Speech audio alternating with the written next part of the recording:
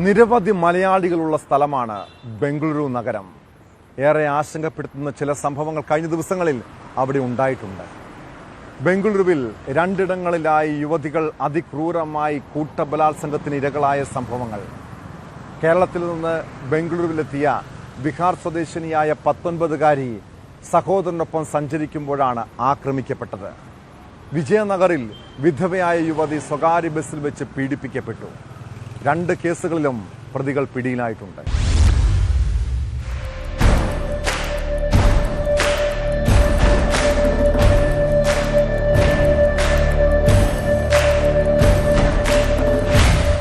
ബുധനാഴ്ച പുലർച്ചെ 1:30യോടെയാണ് കേരളത്തിൽ നിന്ന് ബംഗളൂരുവിലെത്തിയ ബീഹാർ സ്വദേശിയെ 19-കാരിയെ ലൈംഗികമായി പീഡിപ്പിച്ചത്. സഹോദരനൊപ്പം സഞ്ചരിക്കുന്നതിനിടെയാണ് 2-അംഗ സംഘം ഇവരെ ആക്രമിച്ചത്. സഹോദരനെ മർദ്ദിച്ച് അവശനാക്കിയ ശേഷം യുവതിയെ ആളൊഴിഞ്ഞ പ്രദേശത്തേക്ക് ബലമായി പിടിച്ചുകൊണ്ടുപോയി ബലാത്സംഗം ചെയ്യുകയായിരുന്നു. യുവതിയുടെ നിലവിളി കേട്ട് ഓടിയെത്തിയ നാട്ടുകാരാണ് അക്രമികളിൽ ഒരാളെ പിടികൂടി പോലീസിലേൽപ്പിച്ചത്.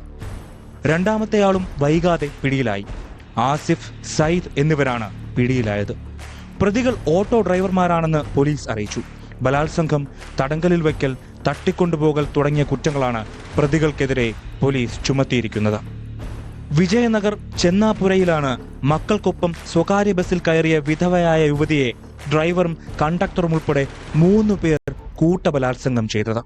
ക്ഷേത്രോത്സവത്തിൽ പങ്കെടുത്ത ശേഷം ഭാവനഗരയിലേക്ക് മടങ്ങുന്നതിനായി ബസ്സിൽ കയറിയതായിരുന്നു യുവതി. മറ്റു യാത്രക്കാർ ഇറങ്ങിയതോടെ ആളൊഴിഞ്ഞ സ്ഥലത്തേക്ക് ബസ് കൊണ്ടുപോയി യുവതിയെ പീഡിപ്പിക്കുകയായിരുന്നു. യുവതിയുടെ നിലവിളി കേട്ടെത്തിയ ചില ബൈക്ക് യാത്രക്കാരാണ് പോലീസിനെ വിവരമറിയിച്ചത്.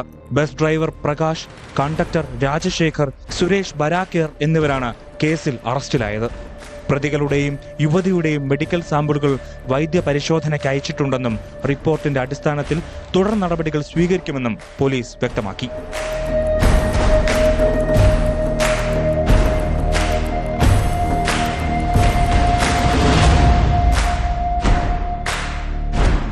News 18, Bengaluru.